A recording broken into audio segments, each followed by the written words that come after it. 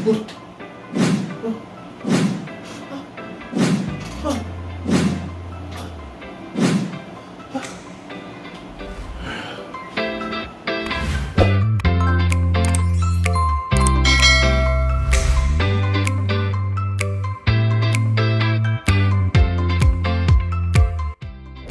so hi everyone. So for today, I'll be showing you the features ng Geely Azkarra. So hopefully you could learn more about this. The reason why I'm doing this is marami kasing mga old school drivers like me or yung mga new car owners na medyo hindi ganun ka-tech savvy. Nakakalula talaga when you see these functions bagong kotse nyo, right? And I want to make sure as well na I'll be able to impart my knowledge. There are some safety functions, there are some for comfort, some and for entertainment na I really hope that you'll be able to utilize. So let's start. Okay guys, so first off, we will show you the steering wheel functions. So here on the left side, we have more of the cruise control function. And then sa right side naman, ito yung sa audio. So first off here, ito yung pag-switch ng cruise control. Itong limb na to, it is more of it limits or sets the limits sa speed ng cruise control nyo. Siyempre kasi hindi siya constant siya, pero meron siyang plus minus. Now speaking of plus minus, ito naman siya. You could adjust your speed limit here sa cruise control using this minus and plus button. Itong rest naman tsaka set, this is more of if you wanna set the parameters on your cruise control. Honestly, hindi ko pa nagagamit yung cruise control, and what I just explained to you is really more of a textbook definition ng cruise control. Itong part here, sub natin ng konti. So this right here is yung sa audio functions natin. Ito first yung when you click on this, it will change some menu dun sa digital panel natin. Later on, we'll show you that to you. This one is the back button. And then here, ito yung switch natin or controls natin for the audio, and it would also control yung mga functions dito sa panel mamaya. Okay? And then of course, this one is the mute button. By the way, I forgot to tell you, ito dito naman, meron din tayo pag na-connect natin sa Bluetooth yung phone natin, we could simply answer the call and hang up the call using these functions right here. Okay, let's demonstrate further yung functions on this side of the steering wheel. So pag pinindot natin to, napansin nyo na there were some changes in the sa instrument panel. I see it. Now i-left right ko siya. Now it goes to the different tabs, or what do you call this, choices. So dito, so I go to left, then I press down. So just to show you kung ano ginagawa ko, so left, right, up, down, and up. Okay. So going back here, so down, so dito it would show you different functions or different information that would help you sa pagdadrive mo. So meron yung trip average fuel consumption, which is honestly sa mga very fuel conscious, this is very helpful. So meron current fuel, range, journey time, average speed, what else? Ito yung sa what do you call this, yung tire gauges. So it's very important, at least sa mga long trip, hindi na tayo mahirapan na check from time to time. And trip meter. Then ito mga settings na naman to na if you like to change the settings dun sa dash natin. Okay, what I like about this instrument panel is yun, it's fully digital. So if you look at yung temperature and yung fuel gauges niya, it's digital na.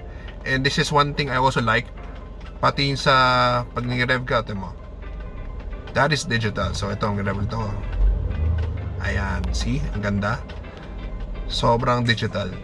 Let's discuss the 12.3 infotainment panel ng Geely Azkarra. So this is one of the nicer infotainment panels na nakita ko when I was looking for a car. So ito, so here are the options that we have. So click natin itong apps button. So meron tayo for multimedia. So if you click on this, so meron tayong options for radio and then for music. So sa music natin, we can either have a Bluetooth music or we can have it connected to USB. Okay, so right now wala na connect. Sa radio, so ewan ko na inarinig yan, so lakasan natin ng konti. So maganda yung sounds niya, right?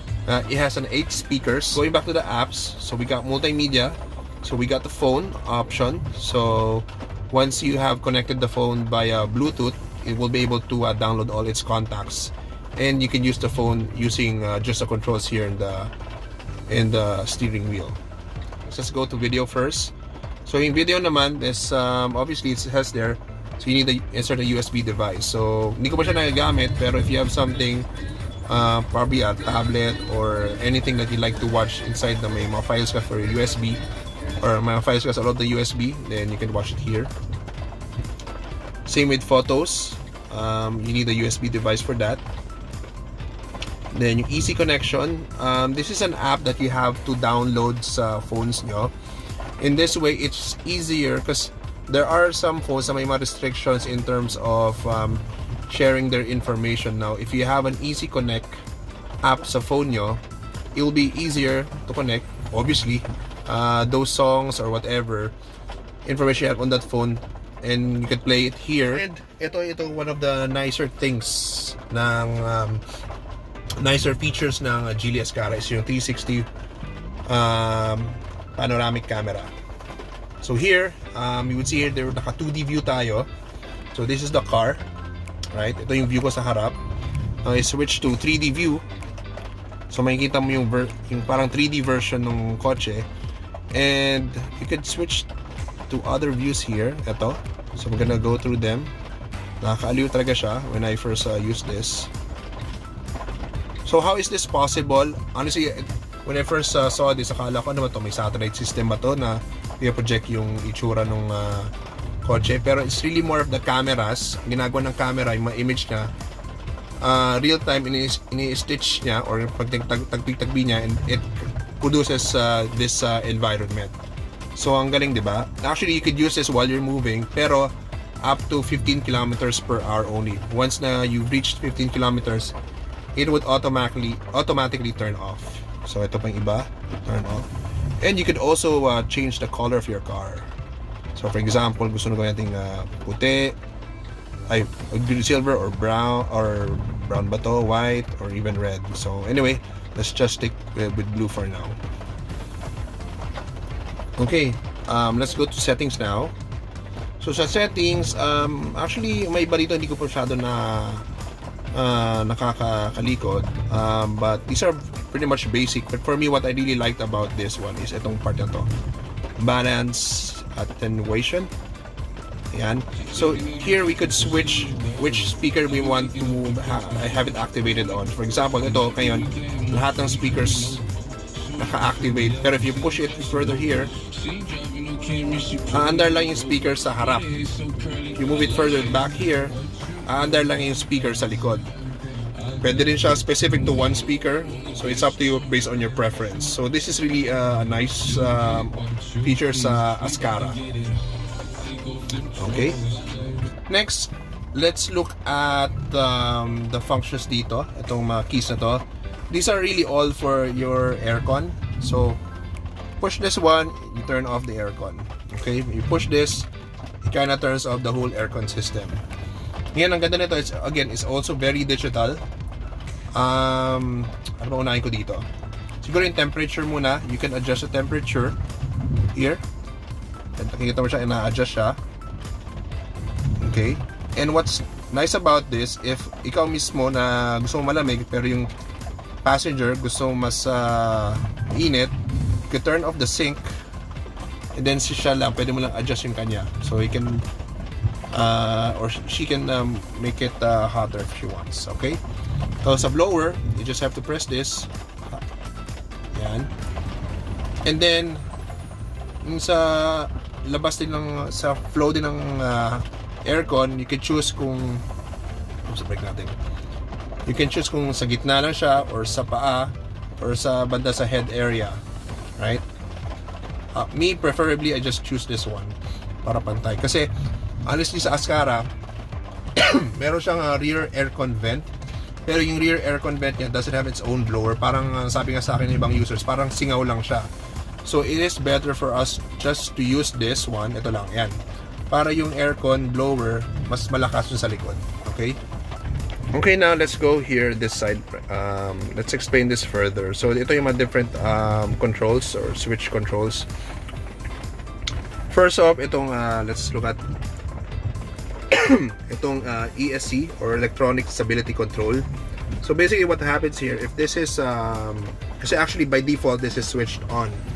So once it's switched on, what happens if nagkaroon ng, siguro during your course of driving, nagkaroon ng konting instability, yung kotse, it will detect it, and at the same time what it will do, it will reduce its torque, and at the same time magpo-function ng, I'm not sure how much yung brake, para it will try to lessen the accident or siguro even prevent the accident from even happening.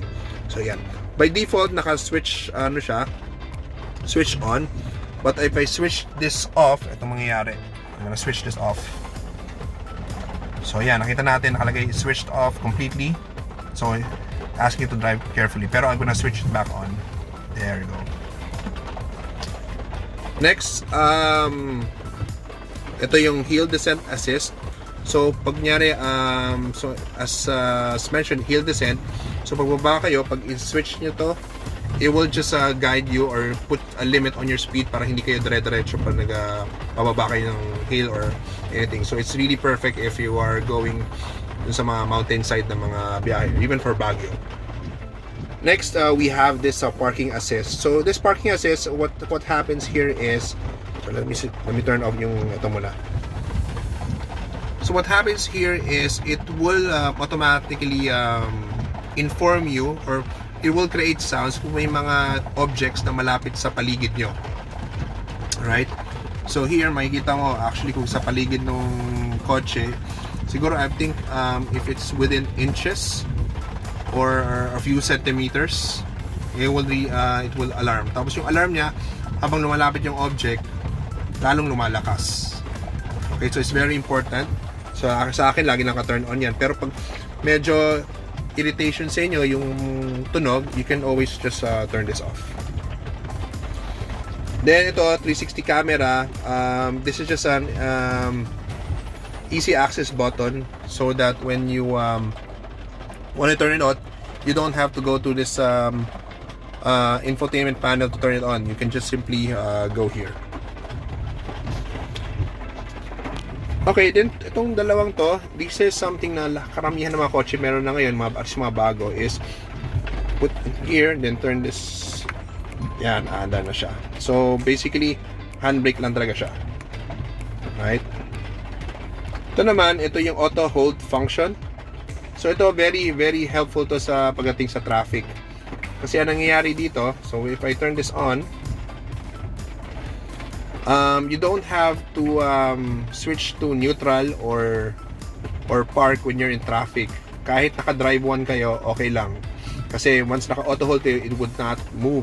And when you start pressing on the gas, it would just automatically move and it will just stop when you press the brake. Once naka-brake na siya, hindi na siya gagalaw kahit naka-drive 1 ka, basta naka-on tong auto hold. Okay? And last but not the least, in explanation ko is this one, yung different itong different drive modes na meron tayo for Geely. I think karamihan ng mga Geely cars ngayon is meron ganito, if I'm not mistaken. So meron tayong, sige, let me show you here. So isi-switch ko siyang pa ganyan. Papakita ko ano mangyayari sa infotainment panel natin, ha. So if I switch it here, ayan, naka-eco mode siya. Then meron tayong sport mode, and meron tayong comfort mode. Okay, so anyway, here, para mas maganda yung view natin, makita nyo what's happening when I press the buttons. So first off, let's go to eco mode. Ito yung pinaka-tipid sa gas. So press this one. So if you look at it, nagbago rin yung digital instrument panel natin, right? Then I switch it over to, let's just say, sport mode. Ayan, magiging red na yung infotainment panel. Ay, sorry, yung natin digital instrument panel. And then pag gawin natin sa saan ba tayo? Comfort mode. Ayan. Okay, so dito naman, this is the option for or yung controls for your sunroof. So ito sa sunroof. So if you press this one, this is what would happen. Ayan, kita nyo? It's really nice. Actually, isa sa mga favorite ng anak ko ito eh. Ayan. So it goes all the way to the back. So what it's called is a panoramic sunroof. Okay guys, thank you for watching my video. I really hope that you learned something from this. If you have any questions or probably suggestions or even comments, just feel free to put it in the comment box and I'll be happy to respond to it. Okay? Please don't forget to hit like and subscribe and hit the bell notification. So watch out for my next videos. Probably next week I'll upload more. Okay? Thank you guys.